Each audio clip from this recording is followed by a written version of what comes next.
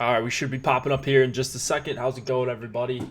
This is the Osmo.com NHL Strategy Show. We've got a four-game slate to talk about today.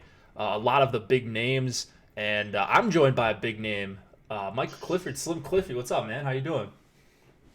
Doing pretty good. Just kind of racking my brain about this four-game slate because it's kind of interesting the way the teams and the line combinations are falling here. So, kind of excited, but kind of nervous. I'm like that woman getting on the Peloton. Yeah, the Peloton, man. I mean, quite the stir-up that commercial has caused. Yeah, man. Hopefully you don't end up like the Peloton. I think they're getting canceled. It sounds like people are coming after them pretty hard. Peloton wife. Yeah, is that her Yeah, name? Is that what they they call her lost now? what? Like they lost not yeah, they lost 940 million in market value because of that one commercial. Yeah. So, I've seen the commercial a bunch of times, but I didn't have too many hot takes on it, so didn't really do anything for me either way. But I don't know. I guess people didn't really enjoy it or whatever. Just a little bit too expensive out of people's price range. I definitely understand that. yeah, that's kind of the thing, right? Like you're shelling out several $1,000s for a bike. Like let's kind of be honest. Let's be honest about what we're doing here. So, Yeah, that's what um, I'm asking for from Alex Osimo for Christmas. So is hopefully it that your comes Christmas through. bonus? Yeah, my Christmas bonus. There we go, the Peloton, and maybe he'll bring up the market value a little bit more. Um, yeah, all right. So we've got four games to talk about today, and like I said, a bunch of big names. Uh, we're gonna go through the normal stuff. We've got a couple free things per usual today that you guys get to try out. Uh, Sponsor Yahoo Daily Fantasy Sports, as always. I'm having a pretty good time playing over on Yahoo, playing NFL. I've been getting into these NHL contests as well, and yeah, they're not the biggest contests, but money's money, and it feels like whenever I'm losing over on DraftKings, it feels like I do okay on Yahoo, whether I break even or make a little bit of money. It's only a two max in the $12. Now that's because they've got some Monday through Thursday NFL contests. It's kind of a bigger NBA slate, so makes sense that the contest is a little bit smaller. But I think this $12 is going to fill up pretty good, and hopefully we'll get some bigger ones throughout the week. So go over and play on Yahoo. Go support them. They support us.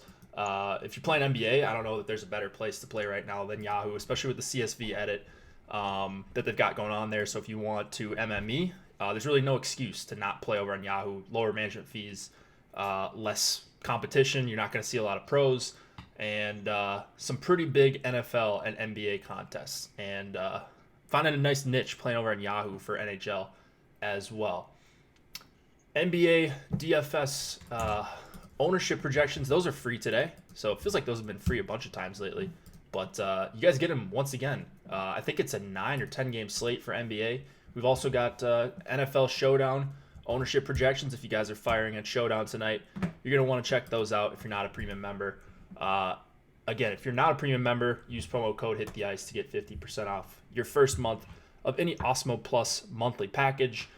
What else do we have here? I think that's the free stuff. I think the line changes was supposed to be free or something today, but I don't think we have that article. So never mind what I say there. Let's jump back to Saturday's slate.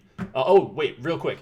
So I know you don't play on FanDuel very much, and I don't either. But did you see the Jake DeBrusk thing? And how do you think people should approach that? Because I'm guessing we're going to get a lot of questions.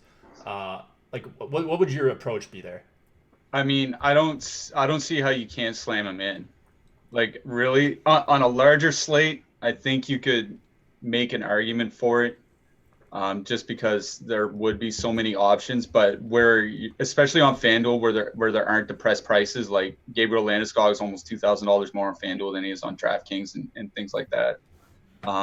I think it's almost negligent not to. Like if you put in, we'll talk about Sam Girard later in the Colorado game, but if you put in somebody like Girard and DeBrusque, you can pretty much play any lineup you want. Like you can just jam in all the studs. So um, I don't know. I can see the argument for not using him because he probably should be so widely popular that if he doesn't do anything, and he's off the power play and he's on the second line.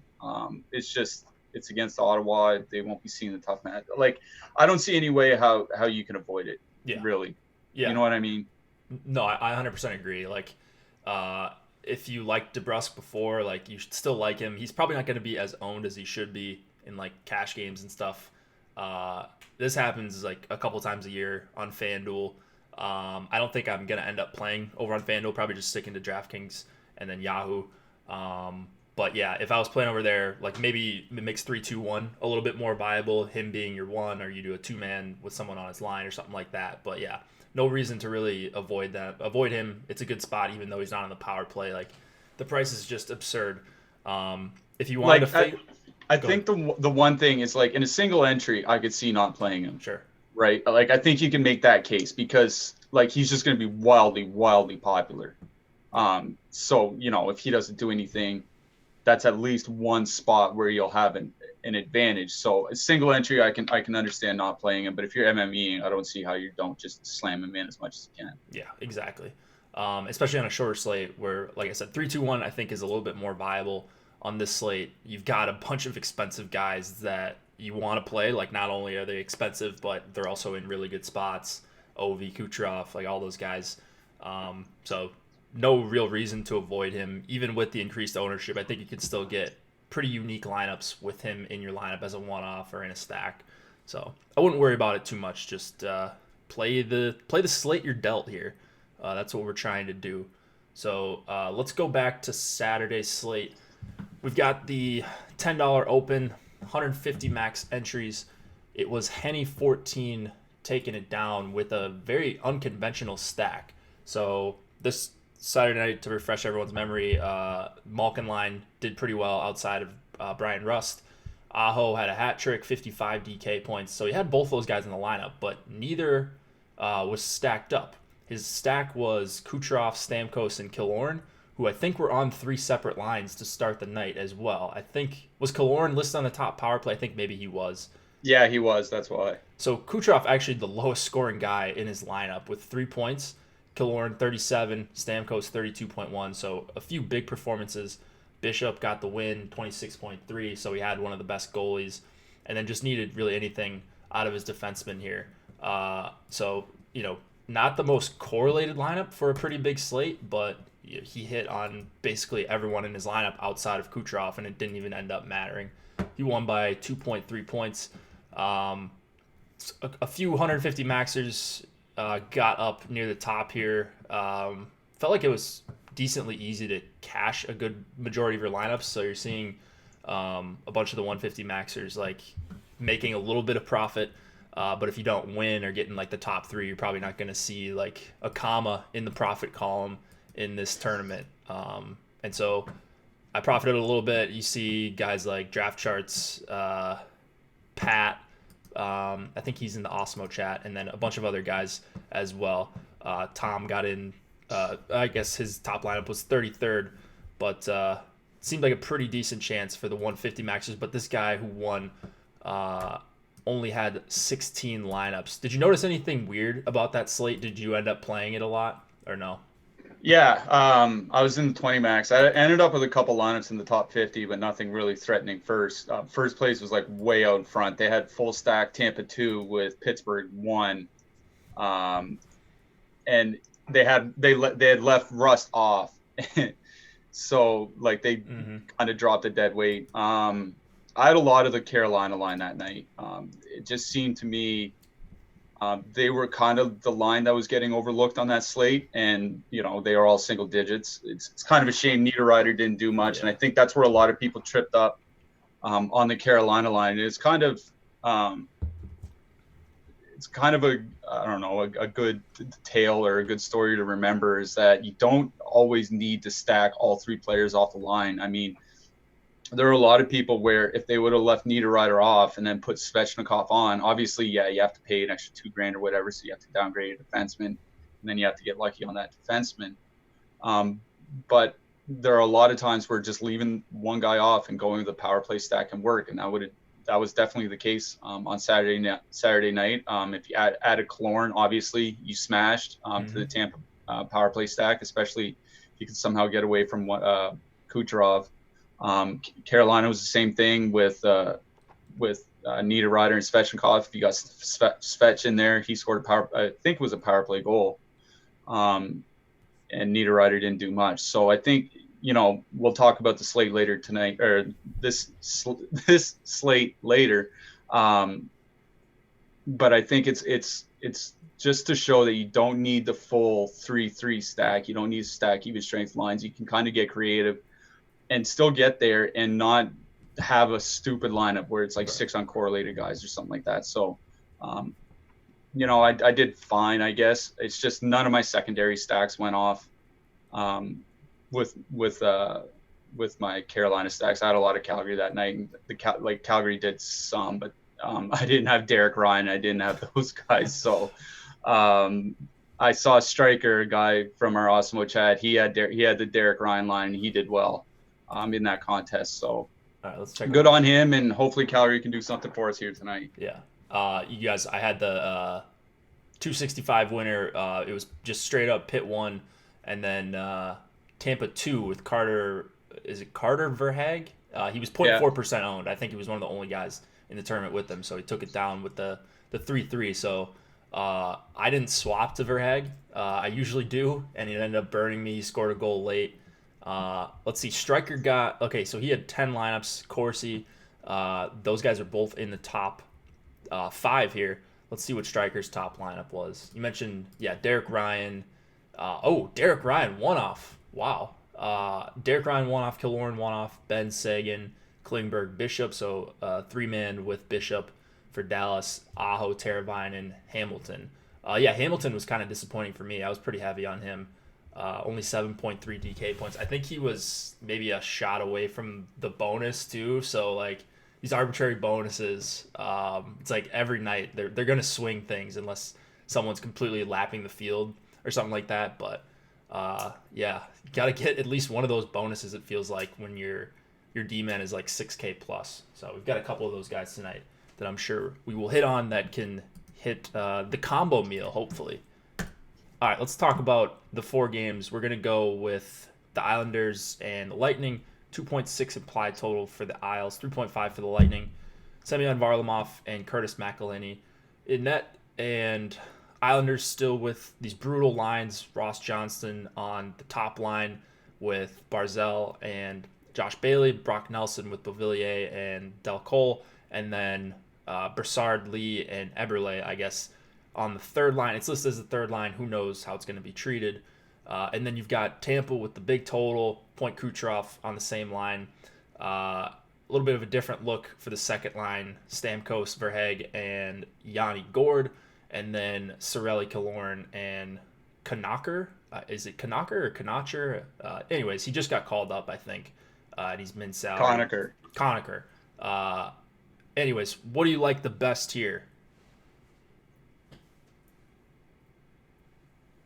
I mean, right off the hop, I would say the Tampa Bay power play stack. But one thing to mention about this game is that the Islanders look like they're going to run Noah Dobson on the top power play unit. Nick Leddy's not in the lineup tonight. He had been skating there from time to time, but it does look like Dobson is going to be skating on the Barzal Eberle power play unit, and Dobson is 2,500. I believe he's min salary on DraftKings. Yep.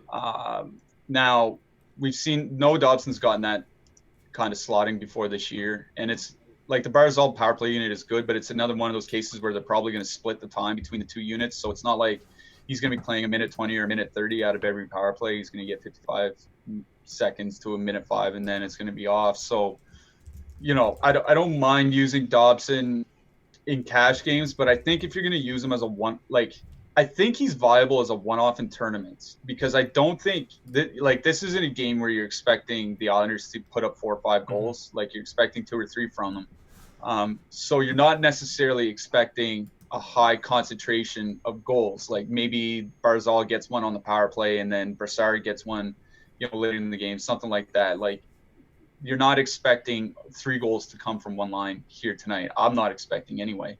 So I think Dobson is fine to use as a one-off in cash games, and it's a nice pivot away from. We'll talk about Sam Girard later, but Sam Girard is probably going to be the highest highest owned player on the slate. It's a nice pivot away from Girard if you want to use a super punty defenseman who's getting some power play time. So I don't mind using Dobson. I can see something like a Dobson Barzal duo in tournaments because look, like Ross Johnston sucks, but okay, like Barzal's still going to be playing with Bailey. Barzal's still like they do have good puck moving defensemen. Pollock is a good puck moving defenseman. Dobson is, Devin Taves is like they have guys who can move the puck from the back end. So like Johnston's just a plug on the left side, but it's not like there aren't other players that can help Barzal. It's not like he's by himself. Like Connor McDavid skating with Zach Cassian and Joaquin Nygaard. Like that's skating by yourself. At least Barzal's got something around him. So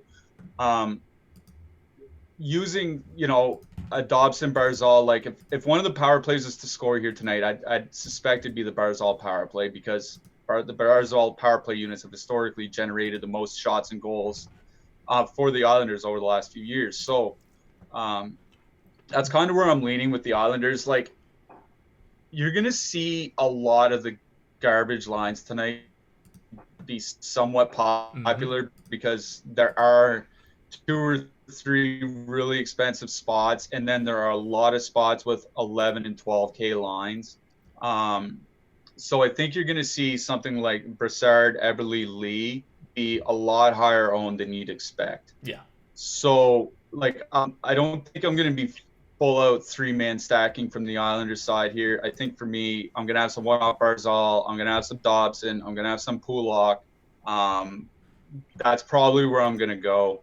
On the Tampa side, I like Carter Verhaeghe. He's playing with Stamkos. Like he's one of those guys that Tampa always seems to find. Like he's just a good goal. He's been a really good goal scorer, good point getter in the AHL. Getting to his mid-20s now, so he's in his prime. I don't mind playing him with Stamkos, but honestly, if I'm doing anything with Tampa Bay, it's either a top line stack or some sort of power play stack. I don't know if I can go down to Cirelli now that Conacher's there. Conacher's just not a guy that has been able to generate offense whenever he's been in the NHL, at least sustainably. So I think for me, it's towards the top of the lineup for Tampa Bay or bust. And I know that's chalky to say. I don't like the Cirelli line now that there's no one there for him to really play with other than Killorn. You can play Stamkos Verhaeghe if you want. I don't mind that as a duo either. But especially where I said, I think Verhaeghe is kind of underrated as a player. I think he's good offensively, and a lot of people don't know that yet. But I just, if you want to throw him into a Tampa power play stack, I'm fine with that. But I think on the Tampa Bay side, it'd be a power play stack or nothing for me. I like the call. Yeah, it's chalky, but I think you're right also on these lines. Maybe not necessarily Lee, Brassard, and Eberle. In fact, I don't even know where we have those guys at. We have Anders Lee at almost 12% ownership tonight, which isn't crazy, but it's probably a little bit higher than he should be. This line's going to be used as a pairing because they're all on a pairing with one of the top lines, whether it's the Ovechkin line or maybe a line on the other side of this game or a power play stack or something. Just because they're cheap and they're their names, I don't think it's a great spot for them. So I'm probably getting underweight on that line. I kind of like the Nelson Beauvillier mini stack. I am doing a lot of 3-2-1s tonight. So I actually am mini stacking. I'm not just saying it like I would for bigger slates. But I actually am forcing in 2-mans with Nelson Beauvillier. And then I'll have some of the Stamkos, Yanni Gourde, Verhaeghe line. Is it Verhaeghe? I think so, but Verhaeghe. Yeah. We know who we're talking about. It doesn't matter. Point Kucherov. I'm gonna leave off Palat quite a bit and try to jam in Stamkos and get some sort of power play stack, like you said. Hedman down to 6K. Right now I'm a little bit underweight on Hedman, but if he was someone's highest owned defenseman tonight, I couldn't really argue against it. He's playing the minutes, he's playing the top power play. I don't think any of these Islanders lines are going to be fantastic at 5-on-5. And so, yeah, I'm kind of right there with you. I'm playing the chalk in this game, and I don't really see much of a reason with the increased ownership on this Islanders, on the Brassard line for me to really get to it all that often. I like a couple of other secondary lines a little bit better that are going to be lower owned right now. Any defensemen? Oh, you mentioned Pulak. I actually do like Pulak. I have about 15% of him right now, 4,400. And I didn't get to Dobson very much. I wonder if the lines were updated when I crunched right before the show. But might be a guy that you need to punt with, especially with the elephant in the room, Sam Girard playing top power play. So we'll get to that game. I think that might be the last game on the slate. But you could put yourself in a pretty good position if Dobson gets a goal or a couple assists on the power play or something like that, and then people are chasing with a low event guy like Sam Girard that doesn't really get the peripherals. So good call there. Anything else in this game you want to chat about? Yeah, I'm speaking of defensemen. If another punt guy I don't mind using is Eric Chernak. I know like he hasn't really had a great season. He has more, like, if you believe it or not, as a defenseman, he has more goals than he does assists. He only has 1 assist on the year. So you got to think that there's just some bad luck, just the sequencing of goal events. Like, this is a guy, like, he's a good defenseman. Like, it wasn't a mirage what he did last year. He's still young. I mean, he's going to play 19, 20 minutes on the second pair with Ryan McDonough. This is like, if you want to get away from Girard, who's going to be super popular, and want to get away from Dobson, who could be sneaky popular, like Chernak's going to come in low single digits, and I don't mind him for 2,500 here tonight. I like it. I mean, anyone to get away from Girard, I think, is probably okay tonight, just for ownership reasons, just because he's going to be so elevated, not because he's a good play, but just because he's cheap and in an okay situation. Like, you're still relying on assists for Girard, for a guy that, like, his numbers just aren't that great, even playing 20 minutes a night. Like, whenever he's cheap, that's the only reason he gets ownership. So, all right, let's go to the Blue Jackets. We'll talk about goalies probably at the end if you've got any you're keen on, or if you want to mention any along the way. I'm not crazy on any either of those two goalies in that game. Yeah, the Islanders Tampa goalies I probably wouldn't touch, because Tampa's not a high volume shooting team. They're a team that tries to force quality, and the Islanders are a team that don't mind allowing quantity but try to suppress quality. So it seems like there's going to be a lot of push and pull here between the two systems, and I just don't expect a big shot volume from either side here tonight. Yeah, agreed. Blue Jackets, Capitals, 2.5 implied total for Columbus, 3.5 for Washington. Jonas Korpisalo and Braden Holtby in net. And it looks like we've got some new Columbus lines. Tessier with Nyquist and Cam Atkinson. Dubois with Bjorkstrand and Sonny Milano. They broke up Jenner, Anderson, and Bjorkstrand. Jenner and Anderson are now with Nick Foligno. And then we get Backstrom back for the Capitals in his top line spot, centering Ovi and Wilson. Kuznetsov back with Vrana and Oshie, and then Eller, Hagelin, and Richard Panik on the third line. Anything else? Anything here that's not overly chalky? I mean, we obviously like Washington 1, right? I mean, where did they rank, I guess, Washington 1? Where are they on your hierarchy of, like, the cream of the crop tonight? I mean, they're number 3 with Colorado 1 and Boston 2. Okay. So, you know, it's just the way that this slate is falling. I mean, like, I don't know what to do with Columbus anymore. You know what I mean? Like, they're not scoring a lot of goals. Werenski's probably the best puck moving defenseman. He's hurt. The lineups keep changing. Like, Cam Atkinson was taken off the power play. He's not on the power play anymore. Like, a guy who's a perennial 30-goal scorer is not playing the power play for this team.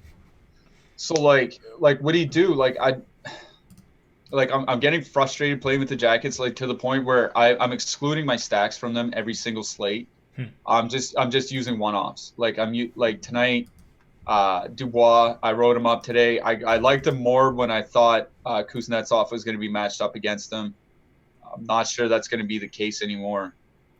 It might still be, because we might see Backstrom go up against the Tessier line, but I think what the matchups are going to be is still kind of up in the air. So I like Dubois just because he can play 17, 18 minutes. He's been shooting a lot. Hasn't necessarily been getting the results, but, you know, good process anyways. So I don't mind him, especially where he's only 4,300 on DraftKings. That's pretty cheap. I did like Atkinson up until last game as a one-off, but you can't like.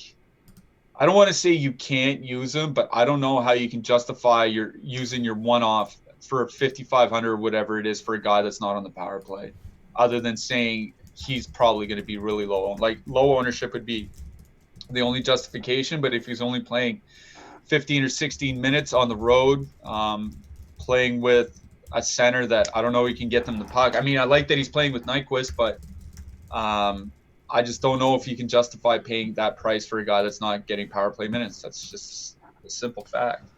Yeah, I mean, so, like I don't know what you want to do with Columbus here because, like I said, every slate I've been excluding them from my stacks, and there's been nothing to regret. This team is doing nothing offensively, so I don't feel the need to jam in any particular stack from Columbus here. Like I said, I'll be using a Dubois one-off or an Anderson one-off or something like that. Maybe Atkinson if you think you want to try your luck, try to get lucky. Seth Jones obviously because he should see 26 minutes, 27 minutes or whatever. But like I don't know how you can justify like stacking any of the lines. I really I just don't. I have no interest in doing it. yeah, I mean, I'm not. So I'm playing 100 lineups tonight. At least that's the plan right now. And so I'll have some full stacks, but for the most part, I'm finding myself getting to a lot of Dubois Bjorkstrand minis. So those guys are listed, I guess, on the same power play. Who knows if that's going to stick, but at least you've got an underpriced Dubois 4,300, as you mentioned, and then Bjorkstrand's been not shooting the lights out. He's been getting a bunch of shots on goal and attempting a bunch of shots. I think he had like almost 15 in one game. And so like if you look at his last 10 or so games, like he gets bumped up for me when I factor in that kind of stuff. I mean, I don't know how they're going to be at 5-on-5, but we know the Kuznetsov, Verena, Oshie line isn't great at 5-on-5 defensively, and neither really is the Backstrom Ovi line either. So I think there's some offensive chances to be had, and like looking at their ownership right now, Dubois and Bjorkstrand, they look a little bit too low for me. So I'm getting to a bunch of two-mans of them, and then as far as the Capitals side, you got to like both lines as full stacks probably. No Verana on the top power play. That kind of stinks, but no Wilson on the top power play either on the top line, so those two guys might get left off a little bit in your Washington 1 and Washington 2 stacks. I'm fine leaving either of them on. And then I like Verana once again as a one-off. Caps, top line, I think they're 3 or 4 for me right now. They're not quite where Boston 1's at. They're not quite where Colorado 1 is at for me. So I'm with you there as well. But this is the game I think I'm going to have the most exposure to just because of the cheap price on Columbus 2. And then I kind of like both of the lines here for the Caps, but I'm more splitting my exposure rather than going heavy on one line. Yeah, I do like the idea of Dubois Bjorkstrand. Let's assume that Tortorella actually leaves that line together at 5-on-5. Then you're looking at if you add in Seth Jones, then you're coming in under 15K with a 3-man power play stack, which I think is fine. And then it's probably too expensive that if you want to play Boston 1 or Colorado 1, you probably can't play them. I mean, maybe you can sneak in Colorado 1 depending on your goalie and defenseman. So that's kind of more of a stack that I'd use on my Tampa Bay lines, I think. But I do like, I can get down with Bjorkstrand and Dubois just because you're right about the shot volume. And let's hope Torch just keeps them together. Yeah, oh yeah. I mean, that's the thing. Like, you just never know. If it's 2-0 right away, you can just see the Ovi goal on the power play. It's 2-0. Like, you could see any, like, Wenberg could be centering Bjorkstrand and Anderson. Like, you just never even know what it's going to be. Like, there's nothing they really even go back to, which makes it frustrating. It's not like, when Colorado 1 split up or something like that, where you can just play Landeskog on the top, like, with the top line, even if he's not listed there because they're going to get some ice time, or Dallas 1 with Sagan, Ben, and Radulov. Like, you just have no clue what the combos are going to be, so correlation's tough, and that's why I like the two-mans and one-offs with Bjorkstrand and Dubois rather than like going heavy on a full stack here. So Milano's going to get left off a lot for me, even though he's 2,500. Jones, Carlson, Orloff, Ryan Murray. I guess a couple punt options there, Murray and Orloff. What are you doing with $7,700 Carlson? I'm having trouble getting him in my lineups with what I'm trying to do tonight. Yeah, I mean, we talked about how the Washington stack is cheaper than the other top stacks here tonight, but when you factor in John Carlson, it really changes things. Like if you have Washington 1 plus Carlson, they're more expensive than Colorado 1 with Girard. So even though the top lines are, the top line for Washington is considerably cheaper, it's just how expensive Carlson is. I mean, I guess it totally depends on the lines that you're stacking them with, right? Like if you're stacking Washington power play stack with Carlson, but you're using, one of the 11K lines from the Islanders, something like that, or you're using a game stack with Columbus, then I think you're fine with it. I probably wouldn't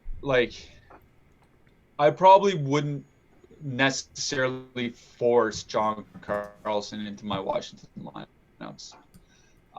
Columbus is a team that at least last year, I believe that's changed a little bit so far this year. So we're getting. Oh, sorry, I thought I disconnected there. No, you're good.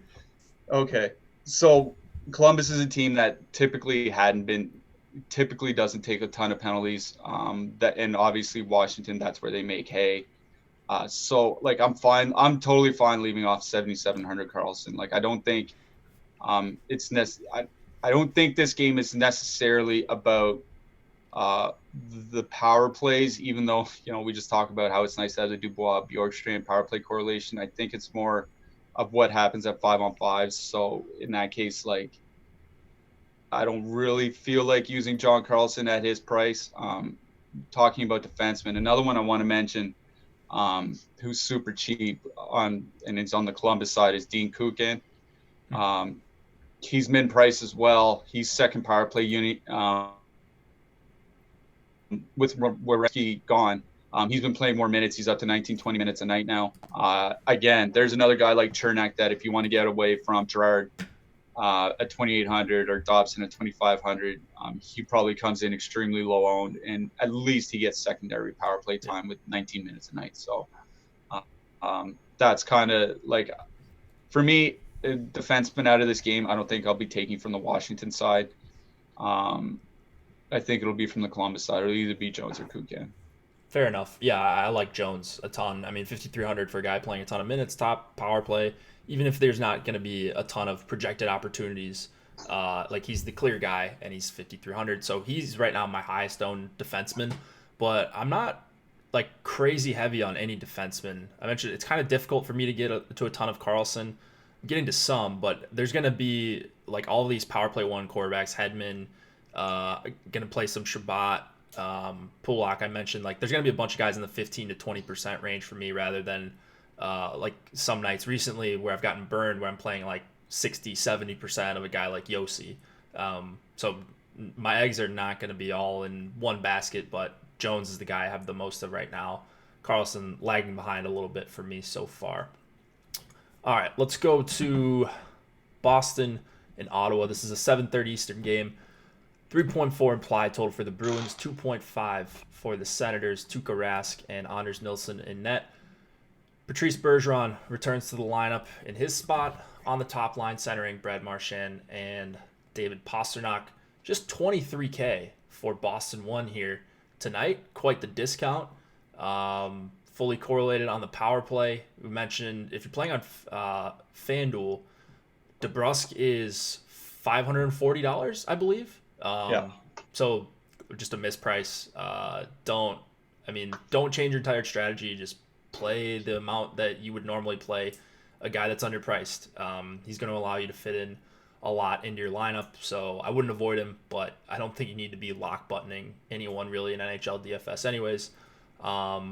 So there's that. On DK, the pricing is much, much different with Krejci being 6,400, centering Heinen and DeBrusk And then on the Ottawa side, Pajot between Kachuk and Connor Brown, Nisima between Ennis and Colin White, Nemesnikov and Duclair on the third line with Chris Tierney.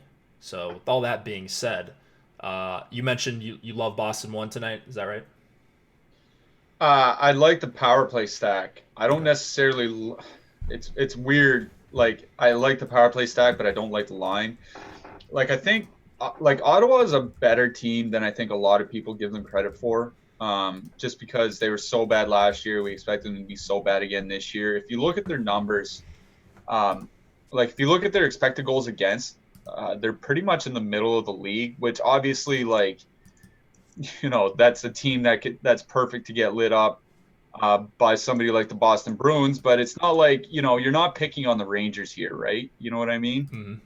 Uh, so I don't know like if just auto locking in a ton of Boston top line is kind of the way to go here tonight, especially where they're going to be matched up against Pajot and Kachuk, and Pajot is a good defensive center. Like not like I'd probably compare him to like Michael Backlund. We'll talk about him in Calgary. He's kind of like a Michael Backlund, in that he can score some goals, but he's really good defensively. And Brady Kachuk's on the other wing, and Brady Kachuk's a good two-way player in his own right. So not only is Boston getting like an average matchup, they're getting a tough matchup inside that average matchup. So I don't know if I really want to jam in Boston, especially considering how popular they're going to be, and also like with Patrice Bergeron, like this is a groin injury that's been going on since like April or May. Mm-hmm. Like he's been fighting an injury for 7 months now. Um, he was late getting to training camp. He was only there, I believe, the last few days before the season started. He had to take one game off a few weeks in, and then he just had to take what was it like 10 days Yeah. off. Is it obviously no player's guaranteed to get through the game, but a guy that we know with this kind of injury, very recent injury history, one stride the wrong way or something like that, one small tweak and he's done for the game. So like maybe I'm kind of psyching myself out of playing Boston 1 because they just smashed my hopes like all season long. But I don't think it's really a great matchup for them, and at 5-on-5 anyway. And like I worry about Bergeron. So when I did my write up for power plays today, it was a power play stack, and it was using Coyle with Marchand and Pasternak. Now Coyle's off the power play. It's Dan Heinen that's going to be on the top power play unit. So maybe you can use Heinen with Bergeron or not Bergeron, Heinen with Marchand and Pasternak if you want. And you can still get a power play stack that way and get rid of some of the risk that you might have with Bergeron, because I don't think much changes for that line as long as the wingers are playing together with or without Bergeron. It's just how good they are defensively, and that's why like I love the Ottawa top line last night as a stack. Now, like again, if Bergeron gets hurt and has to leave the game in the first period or something like that, then it turns into a pretty good matchup for the Ottawa top line. As long as Bergeron is in the lineup and playing, as long as he's anywhere close to healthy, it turns into a pretty brutal matchup. Mm-hmm. So it's one of those situations where I understand both sides, and I hate kind of straddling the fence on this, but it's like I understand why you'd want to play Ottawa 1, but I also understand wanting to get away from them. One line that I do like from Ottawa is third line with Duclair and Nemesnikov. Now, Nemesnikov, he had a good start to the season, and then they pushed him down the lineup. He hasn't been doing like a whole lot lately, but him and Duclair have both been productive this year. Chris Tierney is a guy who can drive quality, like shot quality for his team. The only thing is that with so many cheap lines on this slate, do you really need to drop down to the Ottawa third line? So that's kind of like where I'm stuck with them. Like if you wanted, full power play stack Tampa and then throw in a 2-man Nemestikov Duclair, like I understand doing that. You don't necessarily need to play Tierney. Um, the problem, I don't think any of them are playing on the same power play unit, Mm-hmm. which is an issue. Like I think Tierney's not even on the power play, and Duclair's on one, and then Nemestikov is on the other. But um, I do like that third line. I just don't know if you have to dig down that far on this slate, especially where there's so many values, like we talked about with the Islanders, like we talked about with Columbus, and we'll get to possibly on the Calgary side as well in a little bit. So that's kind of where I'm sitting at with this game, is that I think it's a great power play matchup for the Boston top line, but I'm worried about Bergeron's groin. So if you want to just go Pastrnak, Marchand, Heinen, and throw in Krug there, or if you want to just do Marchand, Pastrnak, and Krug, like there have been lots of games this year where Bergeron's done next Yeah. to nothing and the wingers have absolutely gone off. Like you do not need to play Bergeron in any sort of stack on this slate. So that's kind of where I'm sitting with them. On the Ottawa side, like I said, I like the top line a lot. Before Bergeron was announced in the lineup, now that he's back, I'm kind of more tepid on him. Yeah, so I did read a little bit of the power play article. So great. I mean, awesome job recapping that for the audience. If you guys do want to check that out, I did drop it into the YouTube channel. That's a free article. Comes out on slates with 4+ games. Today being a 4-game slate. Cliffy does Monday and Tuesdays, so you're gonna want to check that out. Check out tomorrow's as well, and then it'll be Chris Wassel and Vots doing the rest of them for the week. So go check that one out. Show them some love.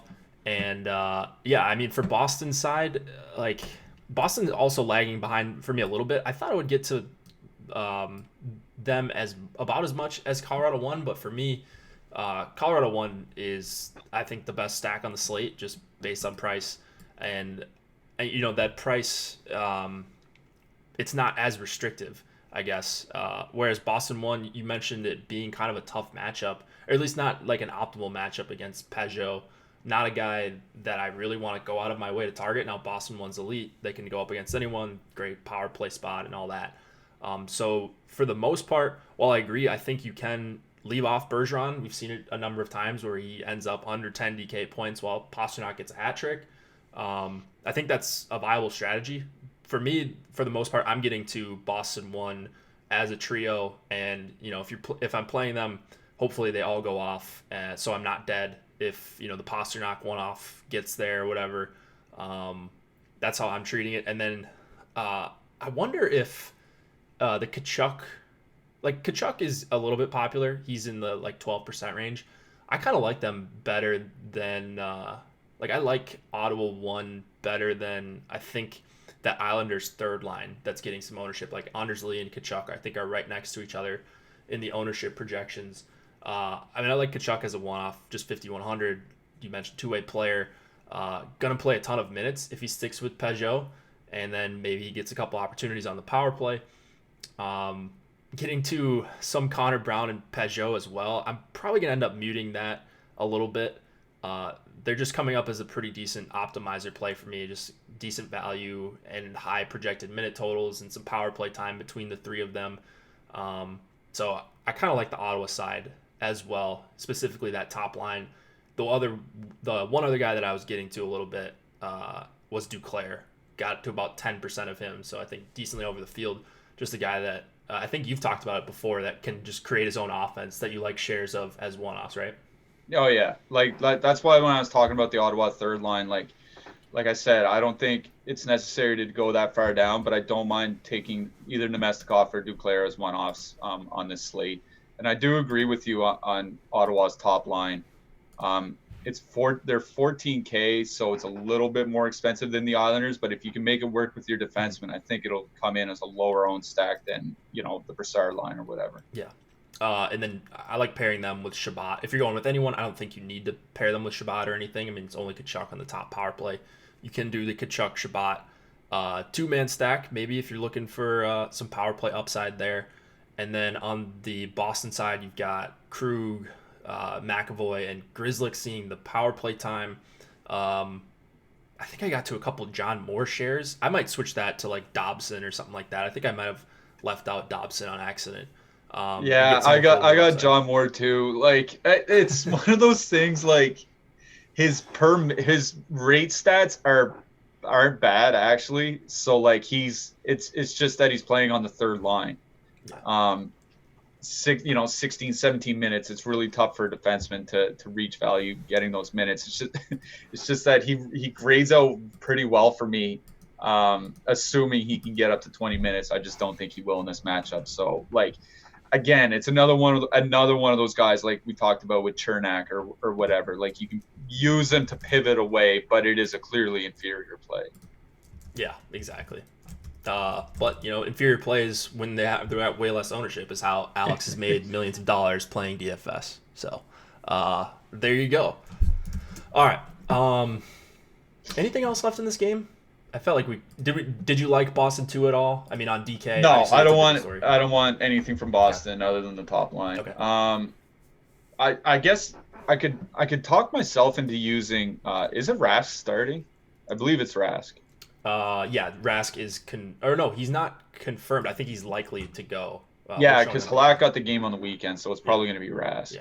I mean, I don't mind using Rask here tonight. I don't particularly enjoy using expensive goalies on the road, but I think there's a decent chance that Rask sees a higher volume here tonight, especially if something does happen to Bergeron where he can't play, 20 or 21 minutes or something like that. Rask is my highest owned goalie as well. I think he's the highest in our ownership projections, but I think I agree with that. Like, it's not one of those situations where you're just paying up for the win that I don't think you need to be doing all that often. I think the volume is projected to be pretty good. You're getting a decent discount on him. He's usually like 8,400 in the spot if Boston's at home. So you're getting a few $100s off.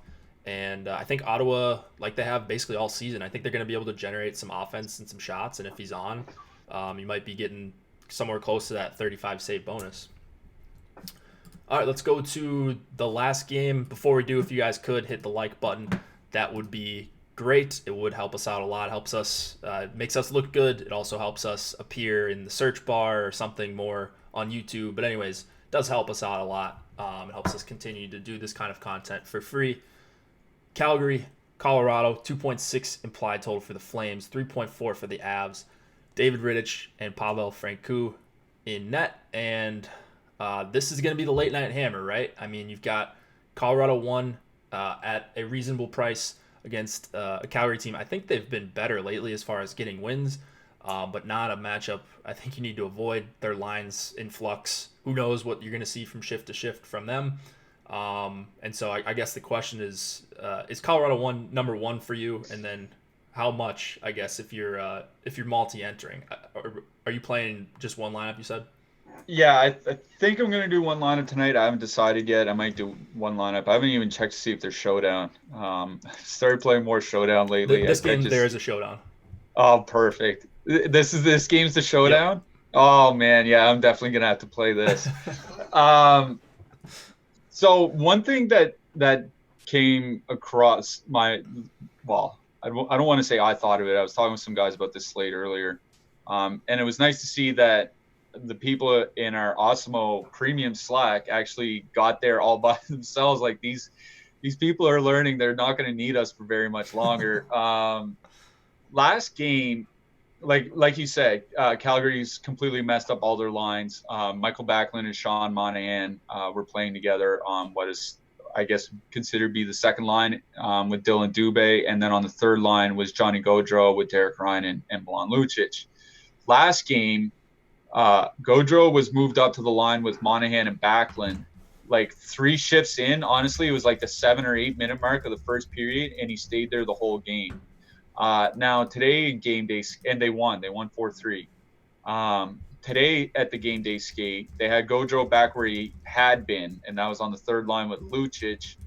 But I'm wondering if it's not worth it to sneak in a Calgary stack with Gaudreau, Monahan, Backlund. And it's not one of those things like if you're MMEing and playing 150 lineups, like you don't have to put in 40 lineups with that particular trio.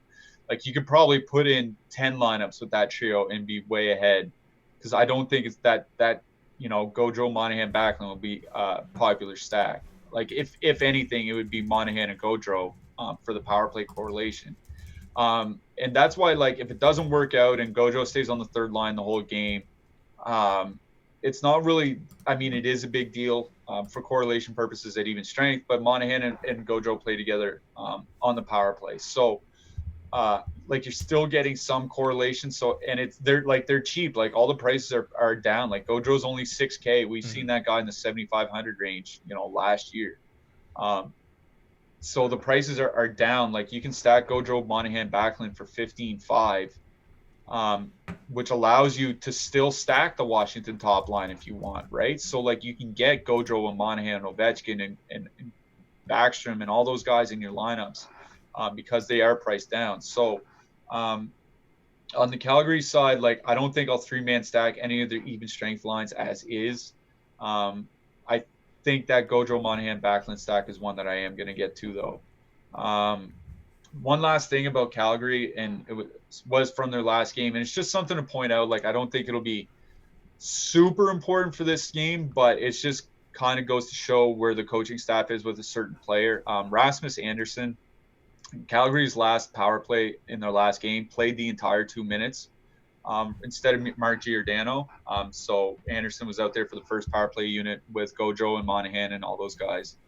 And then he stayed out for the second power play unit. Now they did that because Giordano had just finished a shift. So obviously they weren't going to, stick him out there for 2 straight minutes. But it kind of goes to show that, Anderson is a guy that they're going to lean on offensively. They look to him as a puck mover. Again, if something like that should happen where Giordano's just finishing a shift, like Anderson's going to play the top power play. So he's another guy, another defenseman priced pretty cheap down at 3K that I do like here tonight. And then obviously the Colorado side, Cale Makar is out of the lineup. Nazem Kadri, who I'd written up for today, thinking he might be back, is also out of the lineup. Sam Girard, we mentioned him already like a few times. He's running the top power play unit, and he's going to be running that top power play unit for the low price of $2,800. He's probably going to be the most popular guy on the entire slate. I don't necessarily have a problem fading Colorado here tonight, but like you got to really prepare yourself to get absolutely just smashed. Like if you're playing single entry or 3-max or something like that, I have zero problem fading Colorado. It's just that Calgary's a team that does take penalties, and Colorado's a team that draws a lot of penalties. So like you can see the Avalanche get 4-5 power plays in this game. And you give this team 4 or 5 power plays, like they can do some damage. So like it's one of those things where, like, I don't mind fading Boston 1, and even if they do go off, I'd say so what. Like fading Colorado 1, like if you end up fading both lines, like you're really rolling the dice here. So like it's one of those things. Like if you're playing single entry or 3-max, I have no problem fading Colorado 1. If you're doing 150 MME, like you probably need 50% Colorado 1 or something close to it to be ahead of the curve. So I'm on the just slam Colorado 1. I don't know that I'm going to get to 50% full stacks, but like they're going to be just sprinkled all over my lineups. Like I mentioned, 3-2-1 is I think the plan for me tonight, and so they'll be in the 3s, they'll be in the 2s, and then I'll get a lot of McKinnon one-off. So McKinnon's going to be my highest owned player. Rantanen and Landeskog not too far behind, especially as far as forwards go. They're owned, but I think they're owned for good reason. Time shorthanded. Calgary is 4th in the NHL right now. That's a recipe for disaster. I know they have a good kill so far this year, 84.1%. I don't know what the advanced numbers say. Like if you're looking at natural stat trick, like scoring chances and all that, like Corsi 4 on the penalty kill, but the percentage is decent, but still, just give me the opportunities here for McKinnon and Landeskog and Rantanen. I am including Girard quite a bit. I did juice up his ownership projection. I think we're a little bit low on him right now. I think we only have him at like 11 or 12%. So maybe like double that for him. And if you're trying to grade out lineups or something like that and take away the less chalky ones, he's going to be popular. I mean, like everyone in the Slack knows, like everyone saw that he's on the top power play and all that. And he goes with an expensive line that is in a good spot. So I don't have a problem playing him. I don't think I'm going to be like overweight or heavily overweight, at least on Girard. I probably won't get much more than like 20, 30% of him, which is probably where he's going to be. And then I like that unique combo you mentioned with Backlund, Monahan, and Gaudreau. So I'm probably going to be running a few of those. I mean, maybe like 5 if you're doing, like I'm doing 100 lines. So I'm thinking like 5 or 6 out of 100. And I think I'm going to be fine as far as that combination. You can run them with Giordano. Uh, Although you scared me a little bit with the Rasmus Anderson talk. But Well, like, yeah, like they're not like Anderson's not going to replace Giordano on the power play. It's just that, again, like if there's a time when Giordano's just finishing a shift, or maybe he's getting his skates sharpened, or he's injured or something like that, then Anderson's the guy that they're going to turn to. But yeah, like you say like 24-25% for Gerard. Like I think he might even be higher than that. I bet in single entry. So I'm thinking of like the $10, where a lot of people are using optimizers and diversifying. But like, if you're talking about a high stakes, let's see, like there's a 222 tonight, I think on DraftKings. Like in that tournament, he might be like 40%. Which honestly, that's what I had. That's what I was thinking. Yeah. Was close to 40%. So, and like he's also a guy that you wouldn't, like you mentioned his peripherals earlier in the show. He's not a guy that you use as a one-off in tournaments. Like he's not going to go out and get 6 shots and 4 blocks or something like that. He's a guy. He's like Matt Grzelcyk when he took over in Boston. It's either he's going to get points on the power play, or he's going to get points at even strength with the big guns, or nothing at all. Like he's not going to get 7 shots on goal or something like that. So I wouldn't use him as a one-off. He's either in with my Colorado stacks or he's not in my lineup. I completely agree. Anything you want to mention on Colorado 2 or 3 here? I kind of like 3 as filler stacks, whether it be with Colorado 1 if you're going for like an onslaught with a bunch of forwards from Colorado, or just like Nieto, Nichushkin, and Belmar. Like they're all just dirt cheap.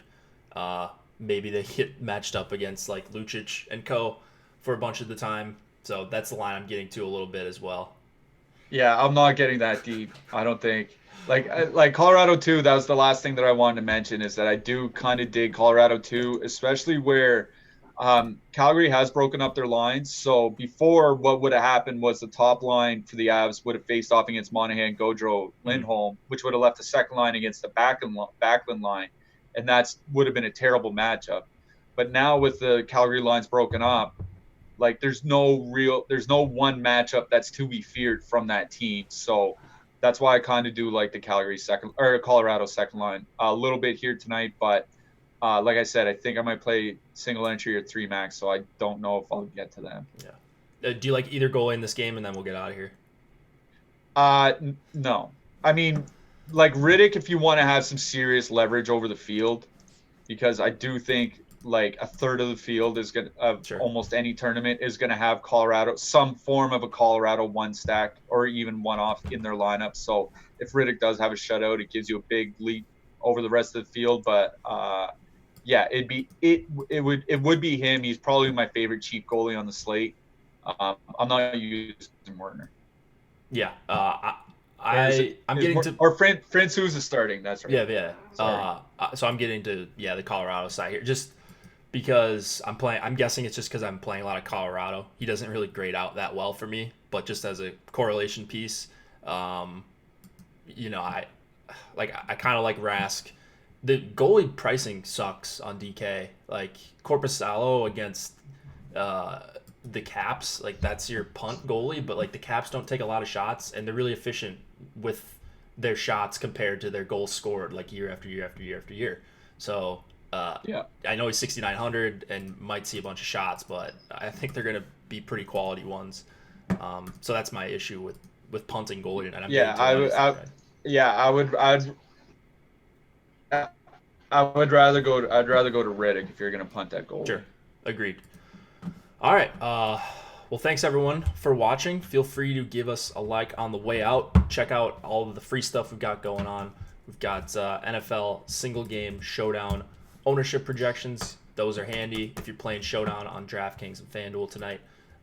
Main slate NBA DFS ownership projections. Go check out the deeper dive, with Laffy and Adam Scher. Those guys will be breaking down the big NBA slate.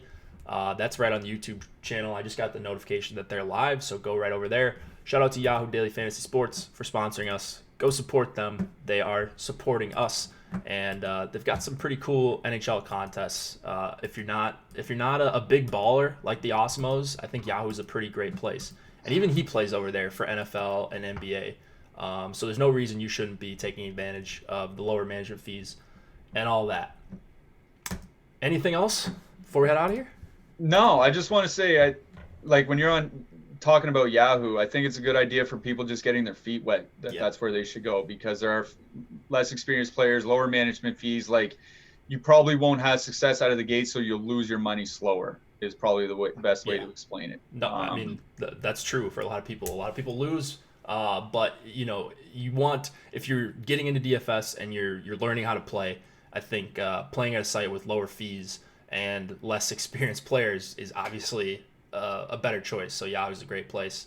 And there's like, just scrolling through the entrance for these tournaments, like there's like maybe one or two pros in these, like big name pros that actually enters these, and they're just not paying attention to their lineups as much. So you'll see oftentimes people will just have players that aren't playing or whatever. They set their lineups hours before lock. So take advantage. Go play over on Yahoo. Promo code AWESEMO for up to $30 in Yahoo Sports rewards points. All right, guys. Nolan and I will be back tomorrow. Good luck tonight.